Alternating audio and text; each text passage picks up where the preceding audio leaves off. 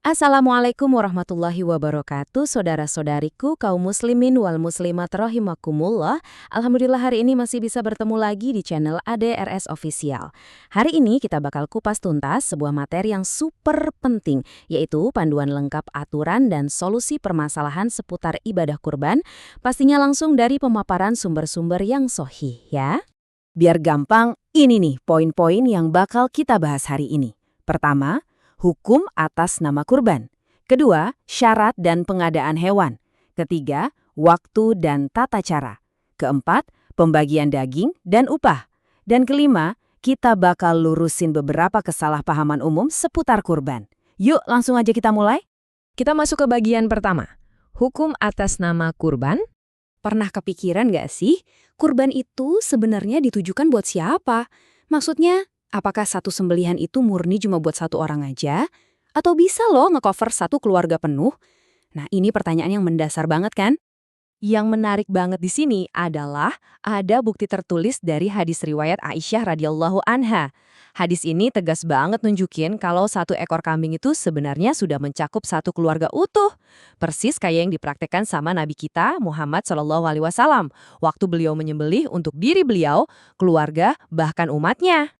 Jadi, poin krusialnya tuh gini, aturan pembagian ini juga meluas ke hewan yang lebih besar. Seekor sapi itu nggak cuma nge-cover 7 individu aja, tapi mencakup 7 keluarga penuh.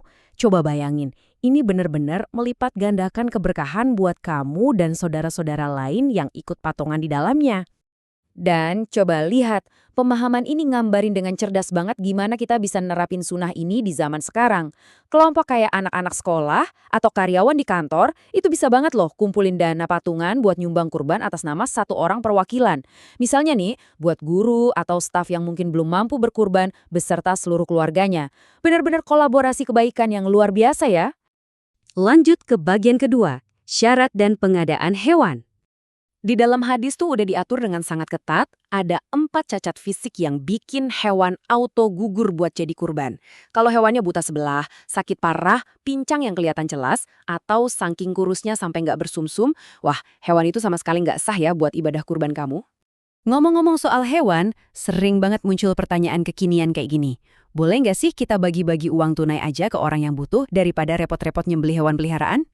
Gini ya, bagi-bagi uang itu jelas mulia banget. Tapi secara syariat itu masuknya kategori sedekah biasa, yang pastinya bisa kamu lakuin kapan aja kan? Beda sama kurban. Kurban itu ibadah yang secara ketat mengharuskan tindakan fisik berupa penyembelihan hewan peliharaan khusus setelah pelaksanaan sholat Id. Jadi nggak bisa sekedar diganti dengan uang tunai. Oke, kita masuk ke bagian ketiga, waktu dan tata cara. Coba deh kita perhatiin timeline ini. Kalau kamu nyembelih hewannya sebelum sholat Id selesai, ya itu jatuhnya cuma daging biasa buat lauk makan, bukan ibadah kurban. Jendela waktu yang sah itu murni cuma setelah sholat Id di tanggal 10 Dzulhijjah dan nyambung terus selama 3 hari tasyrik berikutnya. Timing itu segalanya di sini. Terus, perhatiin juga detail yang satu ini. Di sini tertulis tuntunan doa bahasa Arab yang secara spesifik dan presisi harus diucapin tepat pas hewannya disembelih. Kamu wajib banget nyebut nama Allah dengan kalimat pendek tapi bertenaga ini. Bismillahi wallahu akbar. Atau kamu juga bisa secara spesifik minta Allah buat nerima kurban atas nama kamu dan keluarga. Persis kayak sunnah Rasulullah.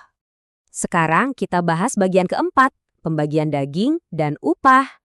Buat urutan pembagiannya tuh prioritasnya kayak gini. Sasaran utamanya udah pasti fakir miskin. Tapi ada satu hal yang lumayan bikin kaget sebagian orang nih, ternyata Allah Subhanahu wa Ta'ala justru sangat nganjurin loh buat orang yang berkurban itu ikut nikmatin atau makan sebagian dari daging kurbannya sendiri. Nah, ini juga poin krusial banget yang asalnya langsung dari instruksi sahabat Ali bin Abi Thalib radhiyallahu anhu. Kamu itu wajib nyiapin dana kas terpisah buat bayar upah tukang potongnya. Kenapa? Karena mereka dilarang keras diupah atau dikompensasi pakai bagian daging, apalagi kulit hewan kurbannya. Daging dan kulit itu harus murni dibagikan. Dan akhirnya kita masuk ke bagian kelima, meluruskan kesalahpahaman kurban. Banyak loh mitos beredar di masyarakat kalau kita bisa nyembelih hewan kurban yang secara khusus diniatkan atas nama kerabat yang udah meninggal. Faktanya, berdasarkan telaah sumber yang ada, hadis yang sering dipakai buat dukung praktek ini tuh ternyata masuk kategori dhaif alias lemah. Artinya, riwayat ini terlalu lemah buat dijadiin pijakan hukum syariat yang valid.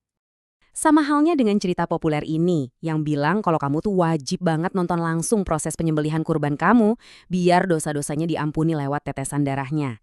Nah, usut punya usut, keyakinan ini juga didasarkan sama sumber riwayat yang gak bisa diandalkan. Jadi ya, itu bukan sebuah kewajiban yang mengikat kok. Sebelum kita akhiri pembahasan hari ini, coba deh tanyain ke diri sendiri pertanyaan yang agak provokatif ini. Udahkah kamu benar-benar mastiin kalau panitia kurban kamu nggak nyembeli hewanmu sebelum kamu sendiri selesai sholat id? Karena kalau kebetulan jadwal hari rayamu beda sama jadwal panitia, ini jadi krusial banget. Kamu harus pastikan hewannya disembeli setelah kamu sholat id. Pastikan ibadah kamu selalu selaras dengan aturan syariat yang udah kita pelajari tadi ya. Nah, terima kasih atas perhatiannya. Mari kita tutup pertemuan ini dengan doa kafaratul majelis. Subhanakallahumma wa bihamdika, asyhadu an la ilaha illa anta, astaghfiruka wa atubu ilaik. Wassalamualaikum warahmatullahi wabarakatuh.